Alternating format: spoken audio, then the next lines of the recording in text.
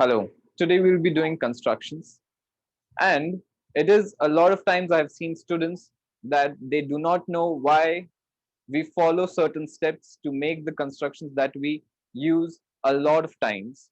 And today we will be seeing how those constructions are valid and what are the proofs and why we are doing those steps to get the required constructions. I'm talking about the constructions where we make a 60-degree angle, an angle bisector, a perpendicular bisector, and how we make parallel lines by making equal angles. So let's start with 60-degree. How do we construct 60-degree? First, we are looking at the steps. How do we construct 60-degree angle? First, we make a line, a straight line like this.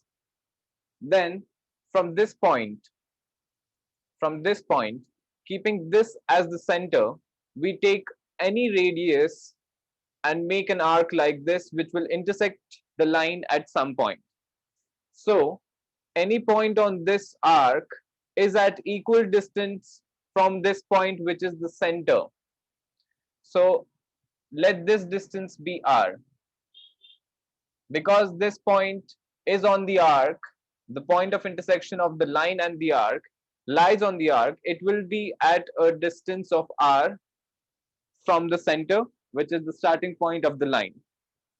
Next, what we do is we take this point as the center and we take this point as the center and the same radius. We keep the same radius on the compass and we make one more arc here like this, which intersects the previous arc.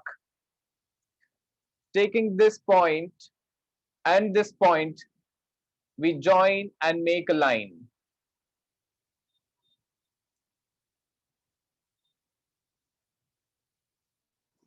Like this.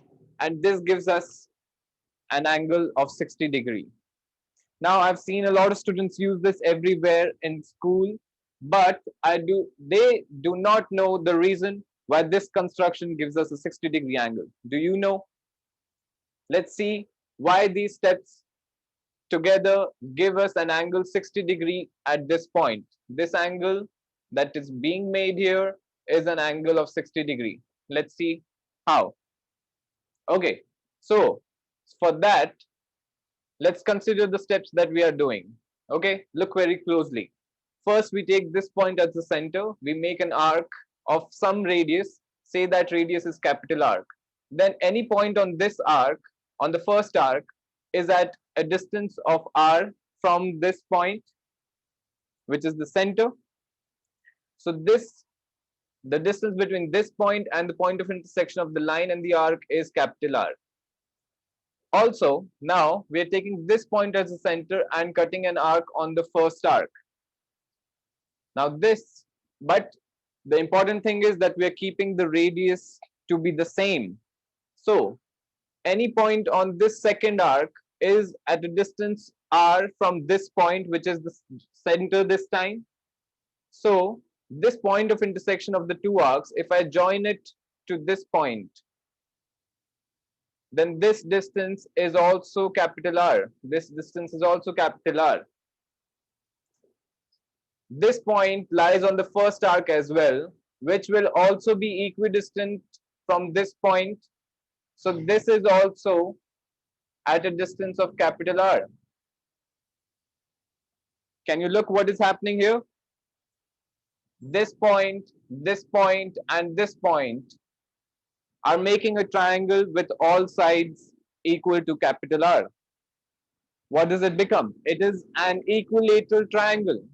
This becomes an equilateral triangle with sides capital R, which is the radius that we are taking everywhere. So now if this triangle becomes an equilateral triangle, you have to remember the property of equilateral triangle, that all angles are 60 degrees. If all angles are 60 degrees, then this angle is also a 60-degree angle, and this is the angle between the two lines. So the angle being made here is 60 degree. This is the reason why this construction gives us a 60-degree angle.